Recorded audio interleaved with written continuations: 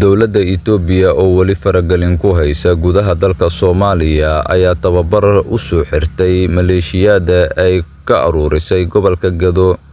Itoobiya waxay joogtaa dhammaan degmooyinka gobolka Gado markii laga reebo degmada Buulaxaawo oo ay joogaan ciidanka xoogga dalka Soomaaliya, halkaas oo dowladda Soomaaliya geysay markii madaxweyne Farmaajo oo xukunka hayay. Xogta aan helnay ayaa tilmaamayso in dafcada koowaad ee ciidanka maleeshiyaadka ah oo Itoobiya ururisay tababar loogu soo xiray degmada Luuq ee gobolka Gado.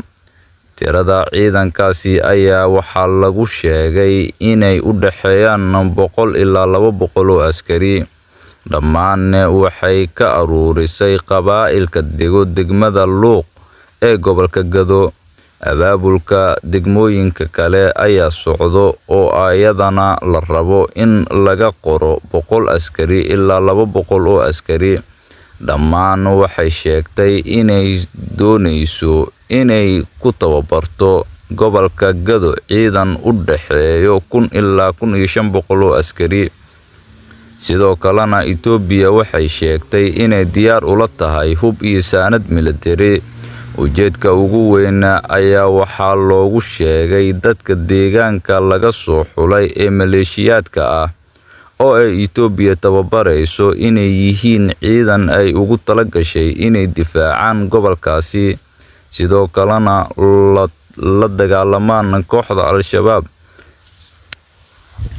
Laakiin sida asalka ah Itoobiya waxay rabtaa inay hubeyso ciidamo beeleed ayaga ka amar qaata kadibna kula dagaalamto dowladda federaalka Soomaaliya.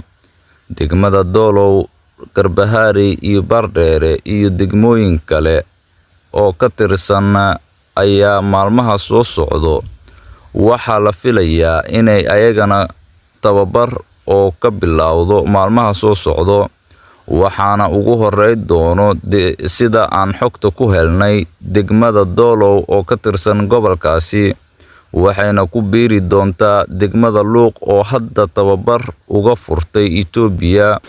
Madaxweynaha Jamhuuriyadda Federaalka Soomaaliya Mudane Xasan Sheekh Maxamuud oo wareysi siiyay idaacadda Al Jazeera ayaa sheegay in Itoobiya ay qabsatay garoonka ku yaala gobolka Gado.